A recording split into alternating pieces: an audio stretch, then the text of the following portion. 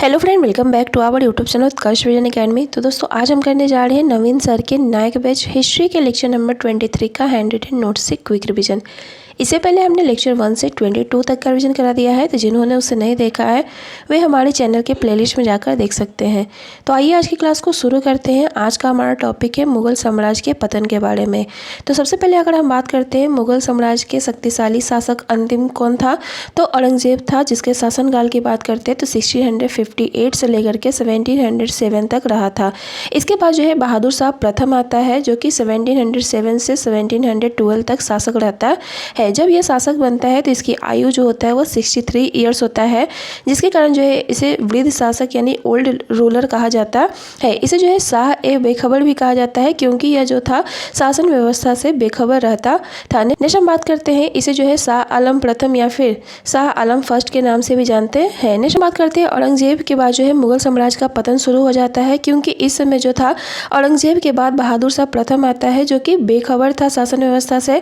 और इस समय जो है जमींदार वर्ग, अमीर वर्ग दोनों जो है महत्वाकांक्षी होने लगते हैं और अपने आप को जो है शासक मानने लगते हैं। उसके बाद हम बात करते हैं धार्मिक और आर्थिक तनाव में भी वृद्धि होने लगता है और साथ ही साथ मराठा से संघर्ष भी होने लगता है। नेक्स्ट हम बात करते हैं औरंगजेब की मृत्यु के समय जो है उसके 3 पुत्र जीवित थे, जिसमें अगर हम पहले पुत्र की बात करते हैं तो शहजादा मुअज्जम, जिसे हम लोग जो है शाह आलम प्रथम या फिर बहादुर शाह प्रथम के नाम से जानते हैं। उसके बाद बात करते हैं शहजादा आजम की, जो कि अपने आप को जो है दक्षिण का शासक मान लेता है। और तीसरा अगर बात करते हैं तो शहजादा कामबख्श, जो कि बीजापुर का शासक बन जाता है। नेक्स्ट हम बात करते हैं जून 1707 में जो है जाजाऊ का युद्ध होता है मुअज्जम और शाह आजम के बीच में, जिसमें मुअज्जम की जीत होती है और 1709 ईस्वी में जो है यह जो है कामबख्श को हटा देता है। और इसी के समय जो है मुगल साम्राज्य का जो है विघटन की पृष्ठभूमि तैयार हो जाता है। नेक्स्ट हम बात करते हैं, इसने जो है साउथ में सूबेदारी जो है जुल्फिकार खां को दे देता है और उसे साथ साथ जो है मीर बख्शी भी बना देता है। बहादुर शाह के पुत्र की बात करते हैं तो इसके 4 पुत्र थे, जिसमें पहला है जहांदार शाह, दूसरा अगर बात करते हैं तो अजीम उस शान, तीसरा है रफ़ी उस शान और चौथा है बमान शाह। और बहादुर शाह के बाद जो है इन चारों के बीच जो है उत्तराधिकार को लेकर युद्ध होने लगता है, जिसमें जो है जहांदार शाह की विजयी होती है, क्योंकि इसकी मदद जो है जुल्फिकार खां करता है। उसके बाद हम बात करते हैं तो बहादुर शाह जो होता है जुलियाना को जो है बीवी फिदना की उपाधि देता है।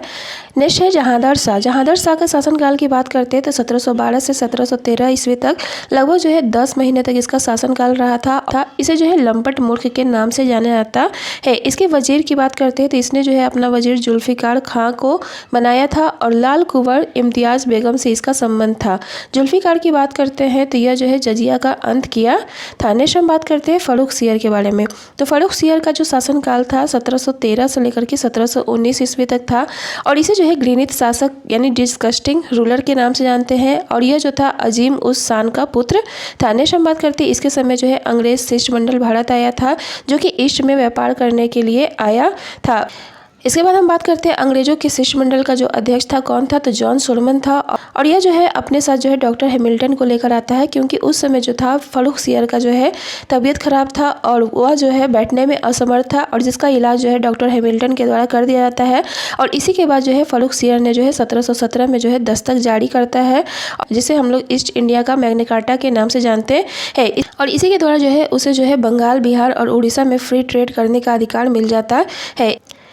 इसके वजीर की बात करते हैं तो इसके वजीर सैयद बंधु थे, जिसमें हुसैन अली और अब्दुल्ला थे।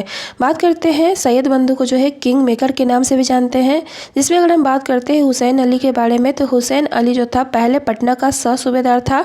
उसके बाद जो है यह जो है दक्षिण का सूबेदार बना जाता है और इसे जो है मीर बख्शी का पद भी दिया जाता है। नेक्स्ट हम बात करते हैं अब्दुल्ला खां के बारे में। तो अब्दुल्ला खां जो था पहले इलाहाबाद का सह सूबेदार था, लेकिन इसे बाद में जो है वजीर बना दिया जाता है। नेक्स्ट हम बात करते हैं बंदा बैरागी की हत्या जो है किसके द्वारा किया जाता है, तो बंदा बैरागी की हत्या जो है फर्रुख सियर के द्वारा किया जाता है और फर्रुख सियर की हत्या जो है सैयद बंधु के द्वारा कर दिया जाता है। उसके बाद बात करते हैं फर्रुख सियर के बाद जो है रफ़ी उद दर्जत आता है, जो कि शासक बनकर आता है 1719 में। और यह जो था बहादुर शाह के पुत्र रफ़ी उस शान का पुत्र था, जो कि 3 महीने तक शासन करता है। उसके बाद जो है रफ़ी उद दौलत आता है 1719 में ही, जिसे हम लोग शाहजहां द्वितीय के नाम से जानते हैं। और यह जो था रफ़ी उद दर्जत का बड़ा भाई था। इसके बाद जो है नेफुसिवार आता है जो कि 1719 में आता है। और इसके बाद जो है मोहम्मद शाह रंगीला 1719 से 1748 तक शासक रहता है। बात करते हैं मोहम्मद शाह रंगीला के बारे में, तो इसका शासनकाल जो था 1719 से 1748 ईस्वी तक था। और ये जो था बहादुर शाह के पुत्र जमान शाह का पुत्र था। इसका मूल नाम की बात करते हैं तो इसका मूल नाम जो था रोशन अख्तर था। और इसने जो है सैयद बंधुओं का जो है अंत किया था चिनकिलीज खां, जिसे हम लोग आसफ जहां के नाम से जानते हैं, की मदद से। नेक्स्ट हम बात करते हैं मोहम्मद शाह रंगीला के समय जो है स्वतंत्र हुए राज्य कौन कौन से थे। इसे पहला राज्य की बात करते हैं तो हैदराबाद था, जो कि 1724 में स्वतंत्र हुआ था। यहाँ पर शासन किसका था, तो चिनकिलीज खां का था, जिसने अपने आप को जो है निजाम उल मुल्क की उपाधि दिया था।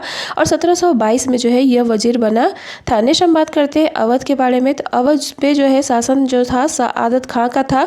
इसे जो है बुरहान उल मुल्क कहा जाता है। और यह जो था 1722 में जो है अवध का सूबेदार बना था। नेक्स्ट हम बात करते हैं बंगाल के बारे में, तो बंगाल का जो मुर्शिद कुली खां था वह अपने आप को स्वतंत्र किया था। और चौथा अगर बात करते हैं मथुरा में भरतपुर और बदन से जो थे स्वतंत्र थे। नेक्स्ट हम बात करते हैं आगे 1737 में जो है बाजीराव ने दिल्ली पर आक्रमण किया था। और 1739 ईस्वी में जो है नादिर शाह ने दिल्ली पर आक्रमण किया था।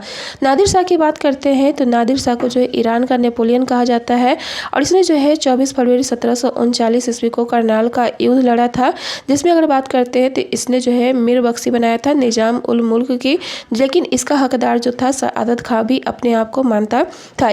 इस युद्ध के बाद जो है नादिर शाह जो होता है अपने साथ कोहिनूर हीरा ले जाता है। और उसके बाद तख्ते ताउस को लेकर जाता है और 70 करोड़ की ज्वेलरी भी अपने साथ लेकर जाता है। नेक्स्ट हम बात करते हैं उसके बाद अहमद शाह का शासन आता है 1748 से 1754 तक। और इसके बाद जो है आलमगीर द्वितीय आता है, जिसका शासनकाल जो होता है 1754 से 1759। और उसके बाद जो है शाहजहां थर्ड आता है, जो कि 1759 में शासन करता है। नेक्स्ट हम बात करते हैं आगे यहाँ पर दिया गया है शाह आलम द्वितीय उसके बाद आता है, जिसका शासनकाल जो था 1760 से 1806 तक रहता है। और इसके बाद जो है अकबर द्वितीय का शासनकाल आता है, जो कि 1806 से 37 तक रहता है। और इसके बाद जो है बहादुर शाह जफर आता है, जिसके शासनकाल की बात करते हैं तो 1837 से 57 ईस्वी तक रहता है, जो कि अंतिम मुगल सम्राट भी होता है। लेकिन इसे जो है अंग्रेजों के द्वारा कैद कर दिया जाता है 1858 में। और इसे जो है रंगून बर्मा भेज दिया जाता है। और वहीं पर जो है 1862 ईस्वी में जो है इसकी मृत्यु हो जाती है।